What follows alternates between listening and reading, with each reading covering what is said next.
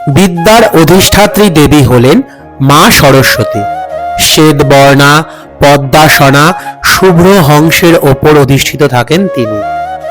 ছোটবেলা থেকেই এই সরস্বতী পুজো নিয়ে কিন্তু মনের মধ্যে বেশ একটা এক্সাইটমেন্ট কাজ করে, আর সেটা আজও রয়েছে। আগে বাড়িতে সেভাবে পুজো হতো না। পুজোটা শুরু করার পর দেখতে দেখতে আমার পুজো এবছর 10-এ পদার্পণ করেছে। আর এই হচ্ছে আমার বাড়ির মা সরস্বতী। মাকে অতি যত্ন সহকারে আমার ঘরে নিয়ে এলাম। যেখানে পুজো হবে সেখানে মাকে রাখলাম। আর পাশে আরেকজন ছোট্ট মাকে দেখতে পাচ্ছেন, তিনি হচ্ছেন আমাদের পাড়ারই আরেকজন মা। পাড়ার খুদেরা মিলে যে পুজোটা করে তাদের ঠাকুরটাও এখানে রাখা রয়েছে। আর এই হচ্ছে সেই কচি কাজাদের পুজো।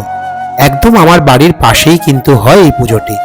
পাড়ার যত পুচকে ছেলে মেয়েরা আছে তারা প্রত্যেকে মিলে কিন্তু এই পুজোটা করে।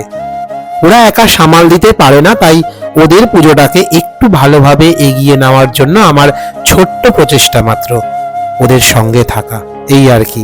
আর ওদের সঙ্গে থেকে নিজের ছেলেবেলাকে ফিরে পাওয়া। ছোটবেলা থেকেই পাড়ার বন্ধুরা মিলে একটা পুজো করতাম। সেই পুজোটা আজও কিন্তু হচ্ছে, আর সেই ঠাকুরটাই কিন্তু এখন নিতে আসা। আমাদের প্রত্যেকে সমবয়সী এবং অসমবয়সী প্রত্যেকজন ছেলেমেয়েরা মিলে কিন্তু এই ঠাকুরটা নিতে আসা। দেখুন, ঠাকুর নিতে আসার কিন্তু একটা আলাদাই আনন্দ রয়েছে, তাই না? আমরা প্রত্যেকে মিলে আমাদের পাড়ার মাকে সঙ্গে করে এবার পাড়ায় নিয়ে যাচ্ছি। সবাই মিলে ঠাকুর নিয়ে পাড়ায় ফিরে আসার পর পাড়ায় ঠাকুরের যে প্যান্ডেলটা, সেটা আমরা প্রায় মাঝরাত পর্যন্ত জেগে একা একাই আমরা তৈরি করলাম, মানে পাড়ার সব বন্ধুরা মিলে। এরপর পরের দিন সকাল হয়ে গেল, আর এটা ছিল সকালবেলার ভিউ। দেখেছেন আমাদের পাড়ার পুজোটা দেখতে কত সুন্দর লাগছে। একদম ছিমছাম একটা মণ্ডপ কিন্তু তৈরি করা হয়েছে। আমি সকালবেলা গিয়ে যতটুকু সাজগোজ বাকি মায়ের, সেই সাজগোজটুকু কিন্তু তৈরি করে দিলাম। কারণ আমার বাড়িতেও তো পুজো হচ্ছে, সেদিকেও আমার প্রচণ্ড ব্যস্ততা রয়েছে। এরপর পাড়ার ঠাকুরকে মোটামুটি একদম সাজগোজ করে সমস্তটা তৈরি করে দেওয়ার পর ফিরে এলাম বাড়িতে। আর এই হলো আমার বাড়ির আমার মায়ের পুজো।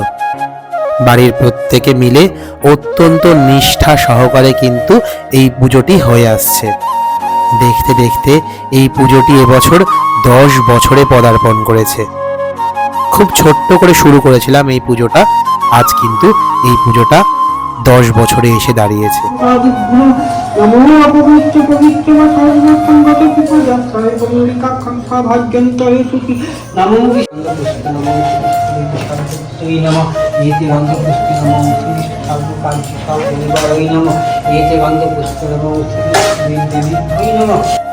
সেই ছোট্টবেলার একটা অভ্যেস কিন্তু আমার আজও রয়ে গেছে। সরস্বতী পুজো না হলে মায়ের পুজোর অঞ্জলি না দিয়ে কুল না খাওয়া, এটা কিন্তু ছোট্ট থেকে আমরা শুনে আসছি। আচ্ছা, আমার মতন কে কে এখনো সরস্বতী পুজোর অঞ্জলি না দিয়ে কুল খান না? একটু কমেন্টে কিন্তু অবশ্যই জানাবেন। এই যেই পছন্দ করে মাকে বাড়িতে নিয়ে আসা, মায়ের সাজগোজ, এই সমস্তটা কিন্তু আমি নিজে হাতেই করি। আমার এই কাজগুলো করতে কিন্তু বেশ ভালো লাগে। আর সারা বছর কিন্তু আমি এই সরস্বতী পুজোর জন্য অপেক্ষা করে থাকি, কবে আমার বাড়িতে মা আসবে আর মাকে নিজের হাতে সাজাবো। আর তার চেয়েও বেশি ভালো লাগে আমার পুজোকে ঘিরে আমার পারিপার্শ্বিক এই কাছের মানুষজনের এত আনন্দ এবং উত্তেজনা। তারাও যেন পুজোটাকে আজ নিজের পুজোর মতনই মনে করে। দেখতে দেখতে আমার পুজোটা কিন্তু একদম অন্তিম লগ্নে এসে পৌঁছেছে। এবার আপনাদের আমি আমার পাড়ার সেই কচি কাচাদের পুজোটা থেকে একবার ঘুরিয়ে আনি, চলুন। পাড়ার প্রত্যেকটা বাচ্চারা মিলে কিন্তু এই পুজোটা করে।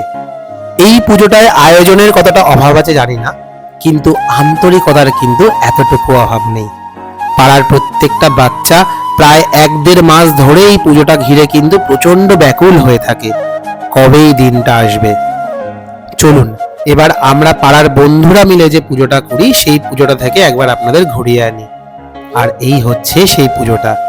পুরোহিত মশাই এখানেও পুজো শুরু করে দিয়েছেন। আমি কিন্তু নিজে দাঁড়িয়ে থেকে 3টে পুজোর তদারকি করি। 3টে পুজোই আমার কাছে সমান গুরুত্বপূর্ণ। আর এভাবেই দেখতে দেখতে সরস্বতী পুজোর দিনটা কিন্তু বেশ ভালো কাটলো। আর আপনাদের আরেকটা জিনিস দেখাই দাঁড়ান, এই যে দেখতে পাচ্ছেন চমচমকে একটা শাড়ি পরাতে গিয়ে আমার কিন্তু প্রায় কালঘাম ছুটে গেছে। ও বেচারা কিছুতেই পড়তে চাইছে না। যাই হোক, ভীষণ ভালো কাটলো এবছরের পুজো।